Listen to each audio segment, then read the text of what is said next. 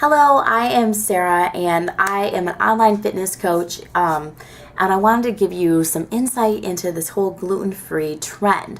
I have a lot of people asking about it. So let me just start with, I don't have a nutrition degree or anything like that. I have a personal training certification and I coach people all the time to just make better choices and have more accountability. I have my own experience of living on Diet Coke, chicken broth, cream cheese muffins, pizza.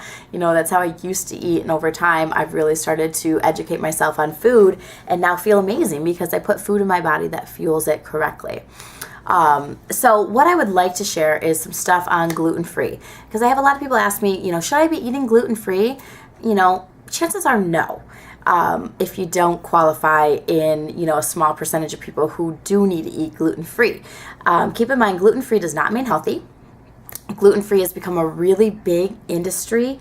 Gluten-free food is typically more expensive, and that name gluten-free has a lot of hype around it. So the whole gluten-free market has grown. There's a whole bunch of gluten-free products now. Even milk will say gluten-free. It never had gluten in it in the first place.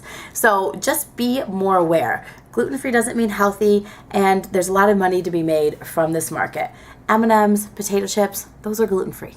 Okay, so let me get into, there's basically 3 gluten intolerances. And the first one is a wheat allergy. So this would be just like any allergy you have. Like I have an allergy to cats, my eyes water, I sneeze. So a wheat allergy is common in less than 1% of the population. And usually that is with children who then grow out of it. So, wheat allergy, not as common, but real thing. The second one is celiac disease. This is definitely serious. And people who have celiac, when they have gluten in their body, their immune system starts to destroy the lining of the organs that, help absorb the nutrients. So your body can't absorb anything.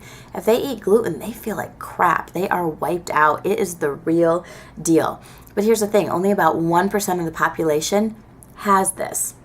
And oftentimes it's passed down through genetics. It says 20% of the time heredity has a factor in that. So that's celiac disease, pretty serious. Recently, researchers or scientists or whoever makes up these names have had to come up with a third disease because there's been so many people complaining about how gluten affects their body. And so they're calling it non-celiac gluten sensitivity. So, this is new, and a lot of times it's people who, they eat gluten, they don't feel so good. But there might be a lot of other factors going into it. Maybe your gluten is really processed, or, maybe you're eating a lot of other processed foods. And so sometimes you need to just start eliminating other things and think, maybe I feel like I have a gluten sensitivity because everyone else does, or it seems like this gluten-free thing is really big. But look at the whole picture. A great thing to do would really be start charting what you're eating. And just like what we do with babies, like we introduce food slowly and kind of gauge the reaction, take a food out for a week, see how you feel. Take a food out for a week, see how you feel.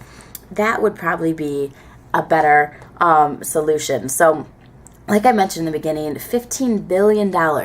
That is the industry of gluten-free food. The market is capitalizing on this gluten-free trend and people just thinking that gluten is bad. It's not bad.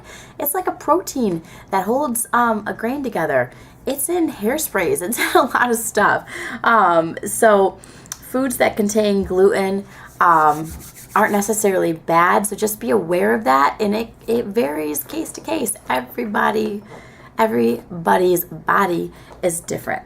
So wheat allergies, celiac disease, that's a definite serious condition. And then non-celiac gluten sensitivity might require just more looking into, more eliminating foods before, jumping to the conclusion that gluten isn't great for your body. So if you have any other questions, of course, always reach out to me. I'm happy to meet other friends, and I love helping people get healthier. It changed my life, and I know it can change yours too. So I hope this helped. Bye.